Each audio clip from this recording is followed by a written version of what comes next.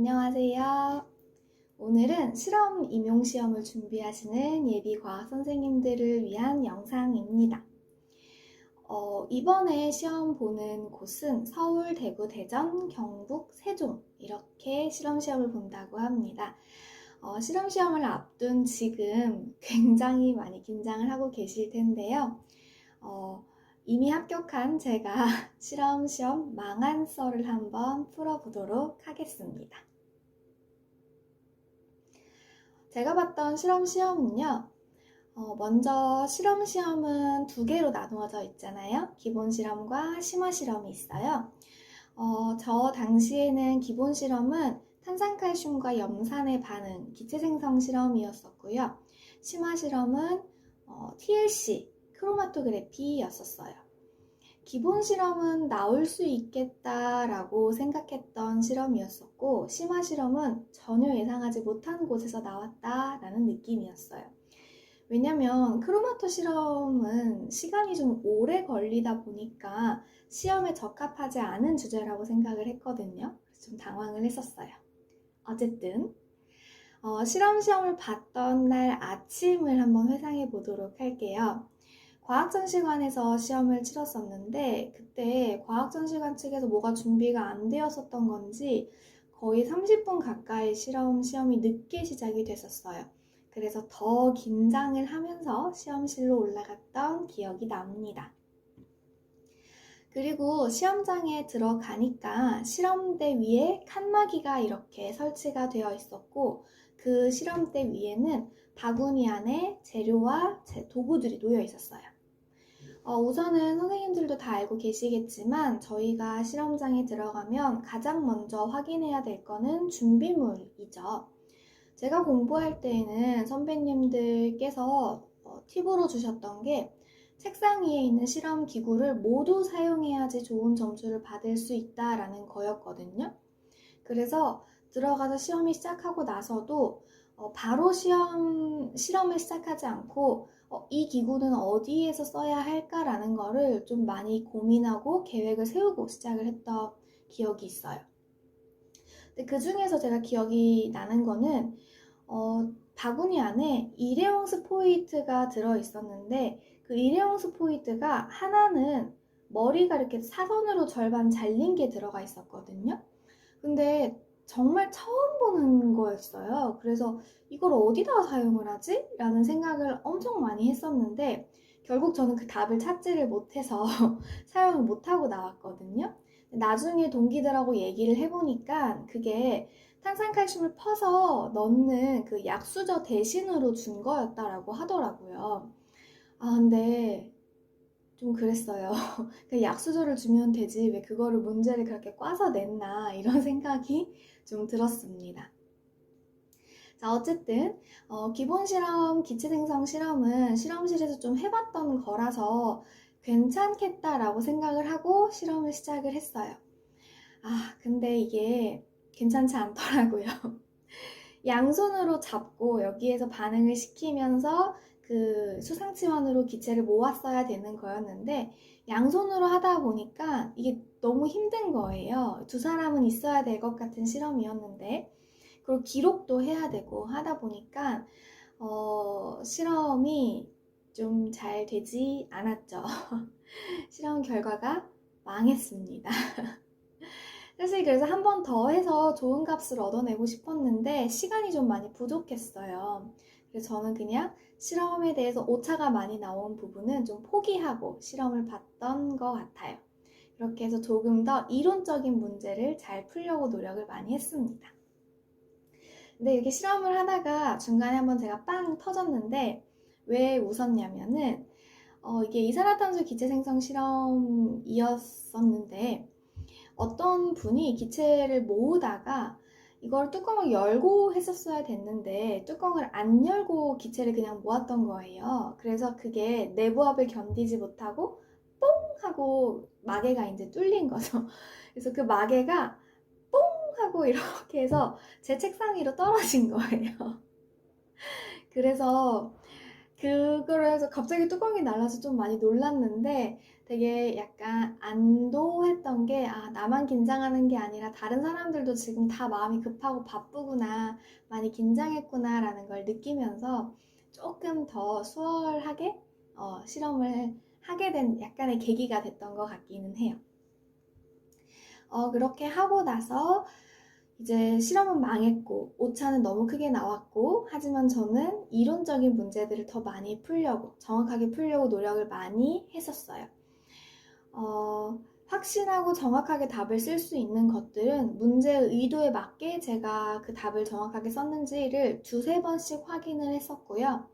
그 다음에 잘 모르겠는 문제들도 있어요. 사실 실험 문제 푸시다 보면은 저희가 모든 내용을 다 알 수가 없잖아요. 그래서 내가 모든 답에 대한 답을 정확하게 쓸 수 없다라는 걸 이미 마음 먹고 들어갔었기 때문에 모르겠는 문제들은 당황하지 않고 끝까지 답을 좀 쥐어짜가지고 그 안에서 말이 되는 소설을 쓰고 나오려고 굉장히 노력을 많이 했어요. 그렇게 하면서 기본 실험은 뭐 한 중간 정도의 수행 능력을 보여주면서 끝내고 나왔던 것 같습니다. 그리고 심화 실험이 시작이 되었죠. 심화 실험 때에는 이제 크로마토그래피를 하는 거였는데, 이때 진짜 수험생으로서 짜증났던 기억이 있습니다. 뭐였냐면 제 실험 바구니에 용액을 하나 안 넣어주신 거예요. 분명히 제가 실험 보고서에 있는 실험을 이해를 했을 때에는 이것과 이것의 용매를 다르게 해야지 이게 값이 다르게 나오면서 이제 비교를 할 수가 있을 것 같은데, 저한테는 용매가 하나밖에 없었거든요. 그러다 보니까 내가 실험을 잘못 이해했나? 라고 하면서, 그리고 시험 중에는 함부로 질문도 할 수가 없거든요. 그래서 이제 우선 용매 하나를 가지고 실험을 진행을 했어요. 근데 이게 실험을 하고 나서 보니까 값이 이게 이렇게 나오면 안 될 것 같은 거예요. 그래서 그제서야 제가 감독관님께 뭔가 좀 이상하다 이렇게 했더니, 감독관님이 다른 수험생들 바구니하고 비교를 하시더니 용매 하나가 빠졌다 그러시면서 용매를 하나 가져다 주셨어요. 근데 이미 그때가 시험 시간 30분이 지난 상태였었거든요. 그래서 정말 그 순간 이 심화 실험은 망했구나 라고 생각을 하면서 진짜 주저앉고 싶었어요. TLC 실험이 또 오래 걸리는 거다 보니까 더 마음이 급해졌죠. 그래서 이제 용매를 받고 TLC 실험을 하나를 이제 걸어 놓은 상태에서 우선은 이론 문제를 이제 빨리 풀기 시작을 했어요.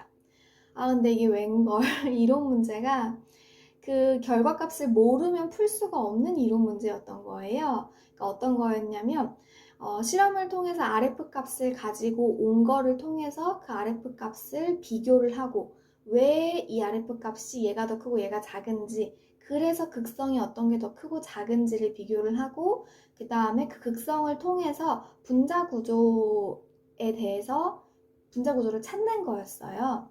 그러다 보니까 RF 값이 지금 제대로 안 나온 상태에서 문제를 풀려다 보니 이게 풀 수가 없는 거예요, 도저히. 그래서 진짜 너무너무 절망적인 기분을 느꼈거든요. 그때가 이제 시험 시간이 한 20분 정도 남았던 걸로 기억을 하는데, 진짜 앞뒤 문제 굴려가면서 이거를 경우의 수를 따져가면서 분자 구조와 용매 특성에 따라서 RF 값이 어떤 게 더 많이 나올 것 같은지를 머릿속으로 짜내면서 이론 문제를 풀었었어요. 근데 결국에 이제 나중에 그럼 그 RF 값 실험한 걸로 나와서 비교하면 되지 않냐라고 했는데, 제가 실험을 너무 급하게 진행해서 그 RF 값도 제대로 안 나왔었거든요. 그래서 진짜 심화 실험은 망했다 이렇게 생각하면서 나왔던 기억이 납니다. 실험 끝나고 나서 기분이 어땠을 것 같나요? 정말 실망을 많이 했어요. 저는 실험은 좀 자신 있다고 생각을 해서 실험이 있는 지역에 이제 시험을 친 건데, 이게 너무 많이 잘못을 한 거예요. 그래서 진짜 절망적인 기분으로 집에 돌아왔던 것 같아요. 근데 그럼에도 불구하고 거기에서 그날만 그냥 좀 미련감을 가지고 있었고, 그 다음날부터는 다시 또 수업 실험과 면접을 열심히 준비하기 위해서 또 다시 마음을 다잡고 시작했던 기억이 납니다. 정말 남들도 다 시험이 어려웠다고 하니까 괜찮겠지 라고 그 생각을 진짜 수만 번도 더 하면서 다시 시험 준비를 시작을 했었어요. 그리고 이제 대망의 최종 합격일 날 정말 떨리는 마음으로 조회 버튼을 눌러서 최종 합격을 진심으로 축하드립니다 라는 파란색 글씨를 봤어요. 저번에 말씀드린 것처럼 눈물 한 방울 또르르 흘려주고, 그러고 나서 제가 봤던 거는 실험 점수를 확인했어요. 너무 궁금한 거예요. 그래서 봤더니 제 기억으로 23.33